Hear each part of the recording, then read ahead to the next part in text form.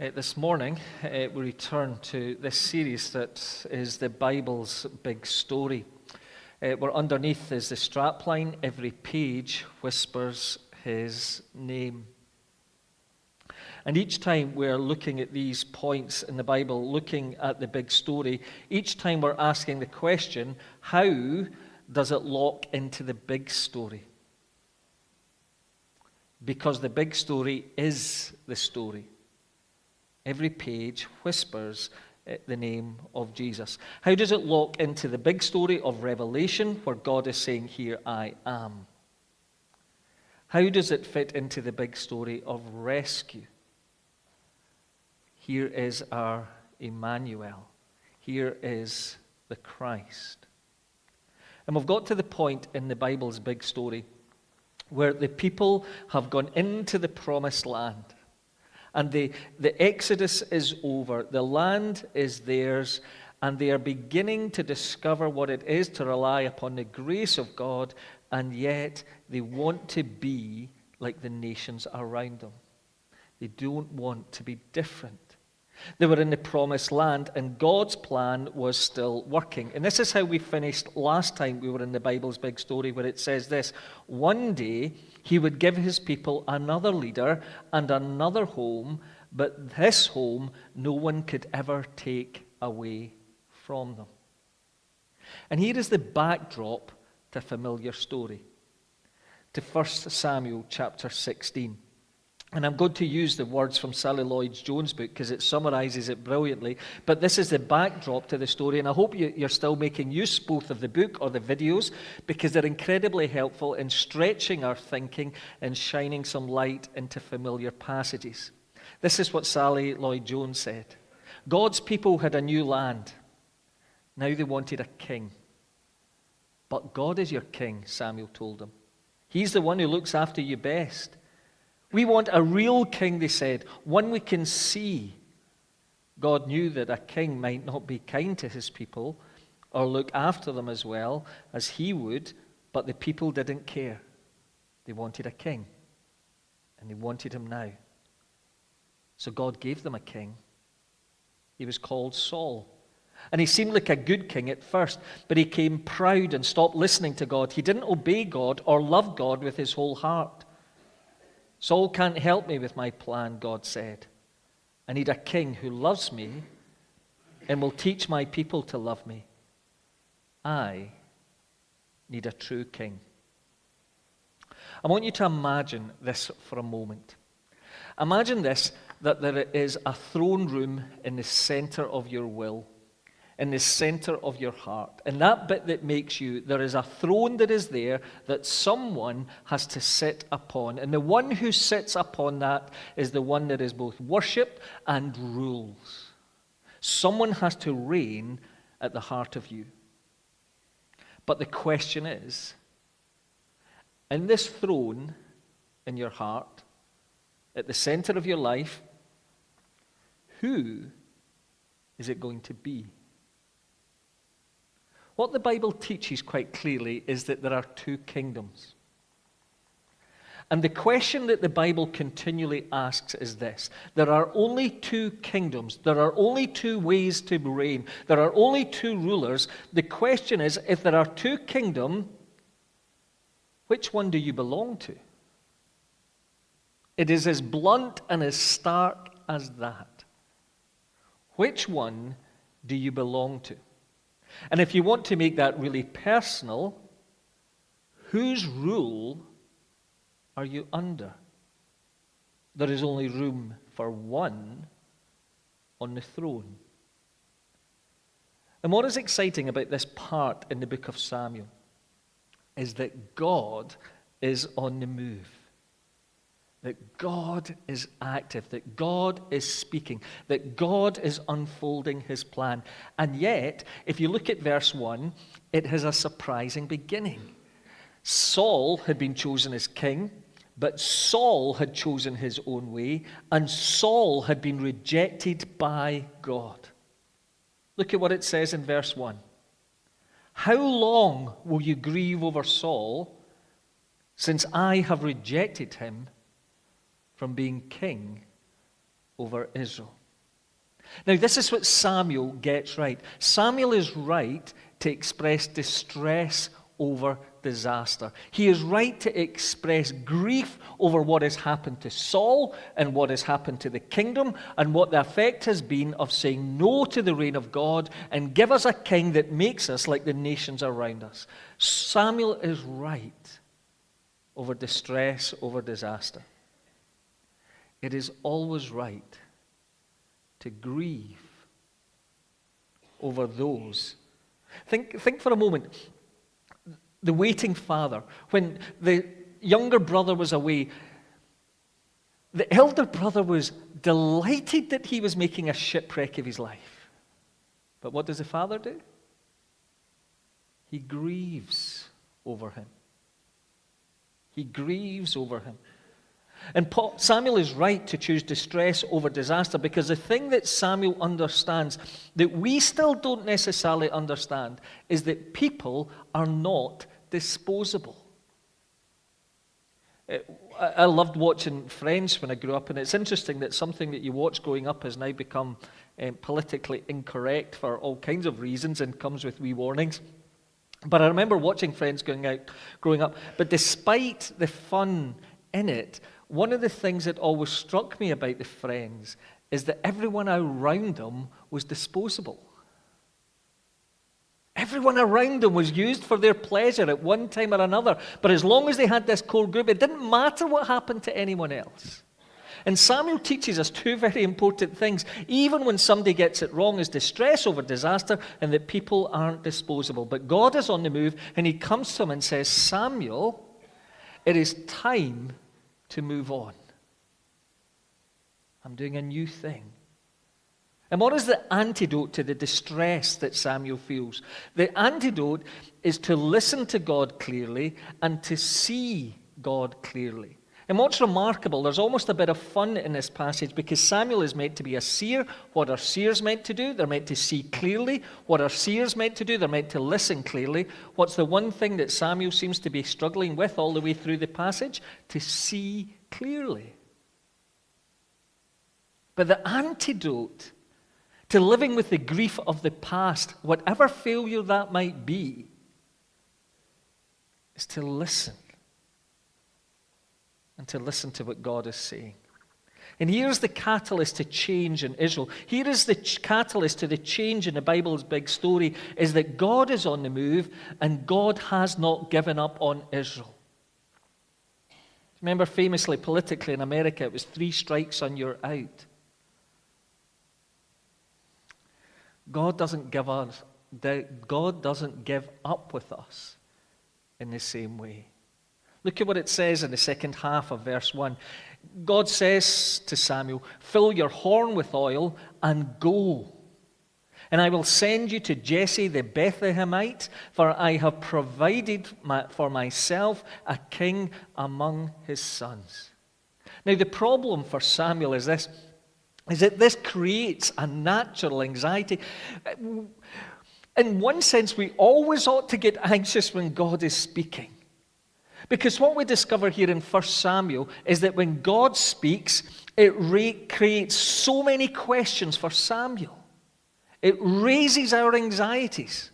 And the problem is, and I wonder if you had this experience, that you know that God is speaking to you. You know that God has got something to say to you. You know it because you can hear it clearly. But the problem is this, that what he is saying to you is making you anxious. Because you're aware that what he is saying to you makes you see problems. God, if I'm obedient to you in this, then all I can see in my horizon is this. And Samuel's going, well, if I go and do this, this is going to bring me into conflict with Saul. And when God speaks, it not only at times makes us see problems, which are often excuses. When God speaks, he shines light on our circumstances. And if I am obedient to what I know that God is saying, it's going to disturb the status quo. How often in life do we want to just keep the status quo because that apparent peace is better than anything disturbing us? Just leave it as it is. But what happens when God is causing you to disturb the status quo in your life? That he doesn't come and say, stay as you are. And I think all of us know exactly what that is like, because we all know what it is like when God first called us to himself, when it disturbed the status quo, because it put us in the firing line. It made us different. It made us stand out. And it cost us. And think even to those moments of conversion where we say to God, God, I will follow you just as long as my life remains as it is, and everybody up to this point treats me as they always did. I don't want anything to change. But God has a perfect plan. And I love how this passage opens, because there are times when God confronts Saul head on. There are times when God uses his power and his majesty. But God, forgive me, this is such a reductionist statement. There's a sneakiness about what God does. And he provides the perfect cover, the perfect camouflage. But what it does, and the anxiety that raises within Samuel, is that it gives you insight into the strife that they are living with. I cannot do this because I know it might annoy so-and-so. I cannot do this because I don't want to upset anyone. I cannot do this because it rocks the boat. And you get an insight into the stress that Samuel is living with, because he is aware that there are consequences to obedience. And you can see the anxiety that it brings. Samuel comes to Bethlehem. Did you think I'd lost the plot this morning that we sang Christmas songs? You did, some of you. Where are they? They're in Bethlehem. And Bethlehemites come out and go, do you come peaceably? Or is it going to kick off? Because we know that Saul has been rejected by God. We know that you're a man of God. Do you come peaceably? Or are you going to disturb the status quo? Do you realize that the moment that anyone is converted, they disturb the status quo for those around them? A new king is there. And look at the anxiety that it raises. And here is a place to remember. Look at where it begins. Look at where Samuel is looking for a king. Where is he looking for a king who's going to disturb the status quo? He's looking for a king in Bethlehem. And here's the joy of the passage. God is on the move. And it's about God's sovereign choice. But here's the challenge of the passage. Because there are two kingdoms, there's a conflict, and there's always a cost. When Nehemiah came back to rebuild the walls of Jerusalem, there was a whole pile of people who said, just leave them as they are. Don't change anything. Don't disturb the status quo, or people will get annoyed. The Sanballats and Tobiahs will come, and it will create conflict. Here's the thing.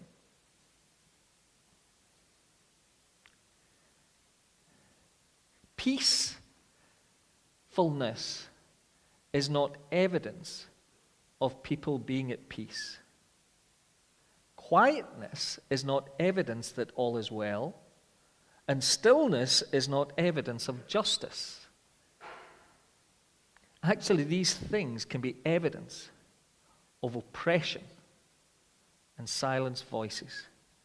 Do you think that in Iran, as hundreds of thousands of people took to the streets, that that's evidence of turmoil, or is it a reflection of what was always there but kept under wraps?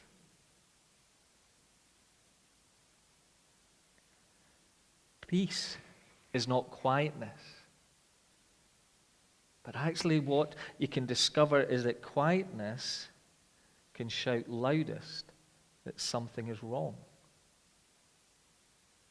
But the big point that is being made here is that here is God's perfect plan. Here is the king that is chosen by God, and a heart is revealed. Why does Samuel make the same mistake as the past? When Saul was chosen, listen to how Saul was chosen. 1 Samuel chapter 9 and verse 2 says this, "And he had a son whose name was Saul, a handsome young man. There was not a man among the people of Israel more handsome than he. From his shoulders upwards, he was taller than all of the people." That's the king that we want. That's the king that we need. That's the king that the other nations will go, their king is the best looking king. And he's taller than everyone. But where is stature found? Stature is never found in height, but always in humility. I remember meeting one of my spiritual heroes who I'd only ever heard online. And what surprised me most of all was how small he was. And I said to my dad, I met so-and-so, and he said, he's quite wee. I said, I've listened to him for years, but I thought he would be this giant of a man. And he said, no, that's just the stature of the man. And what Samuel struggled to see was what God looked for. And here's the question, in these verses, whose heart is being described? Is it Samuel's heart? Is it Saul's heart? Is it God's heart? Let me ask you a question. And that person who reigns in the throne room of your heart, what do we look for in the kings that we make for ourselves? Isn't it those that we think will make us look good? Isn't it those that we think will make us feel good? What do we wrap our identity up in? The very things that the world says, this is what matters. What is it that shapes our choices? Who do you want to be seen standing with?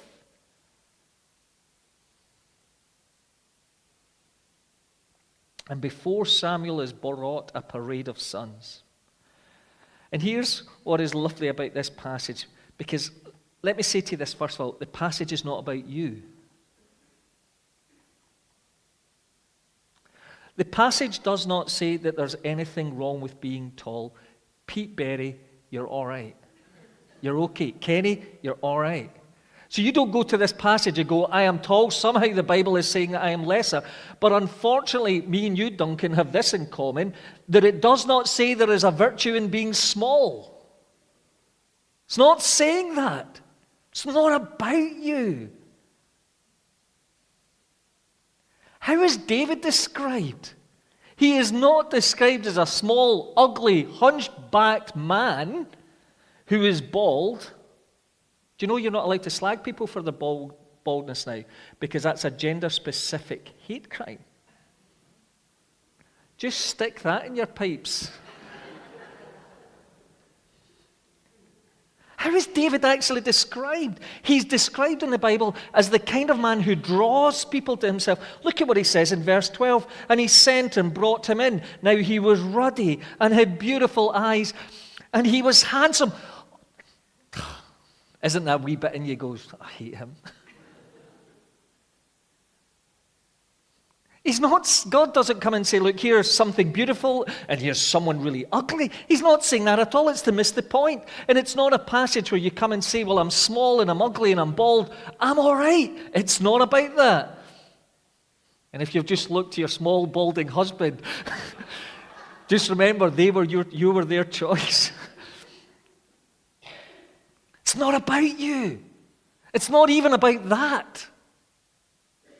It is part of the unfolding story. It is part of the big story. Because here is the language that's being used. The first thing is that there is a language of choice.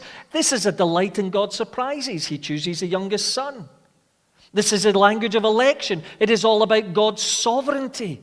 It is about the language of call. It's about delight in God's wisdom. What is one of the most underrated gifts in the world?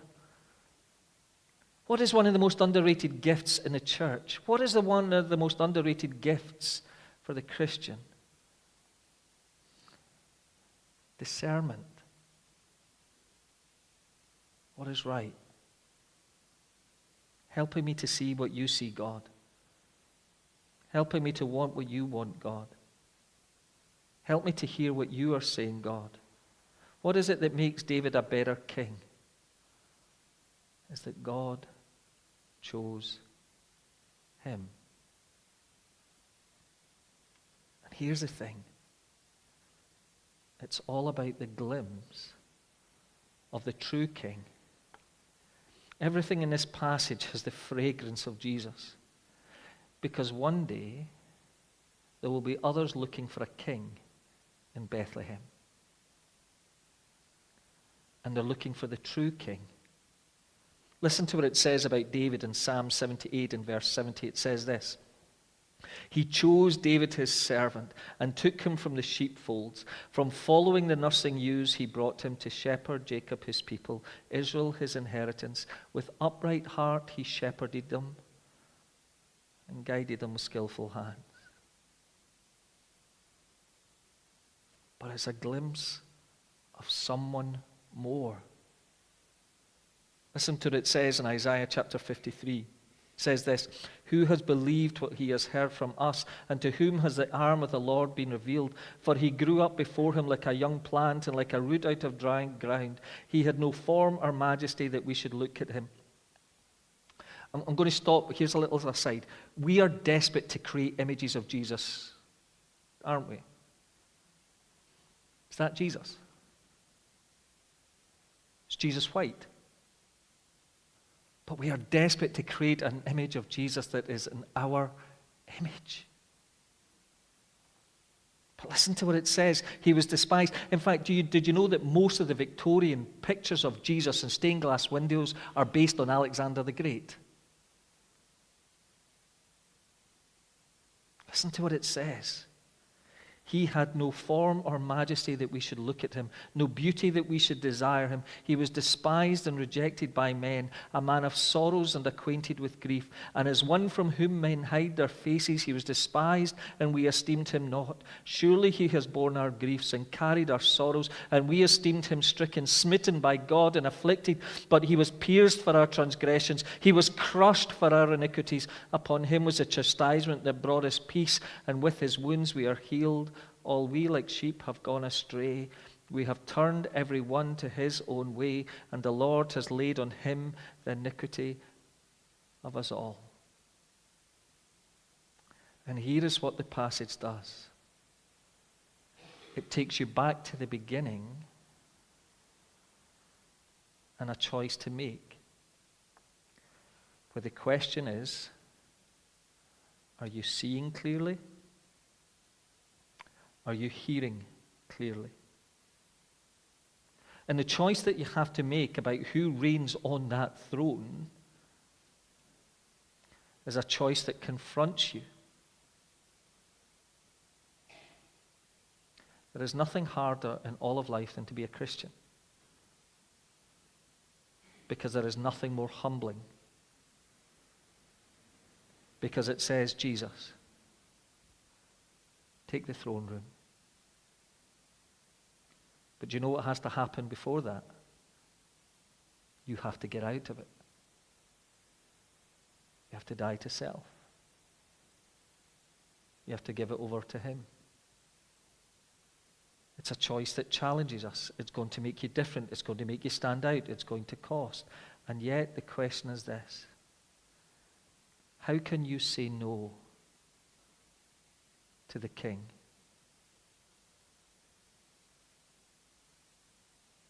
How? How can you say no to the servant king? How can you say no to the true king? Listen to how Sally Lloyd finishes She says, once again, God would say, go to Bethlehem. You'll find a new king there. And there one starry night in Bethlehem, you'll find a new king there in the town of David. What field did the shepherds shepherd in? The very fields that David shepherded in. And 3 wise men would find him. And some shepherds would worship him.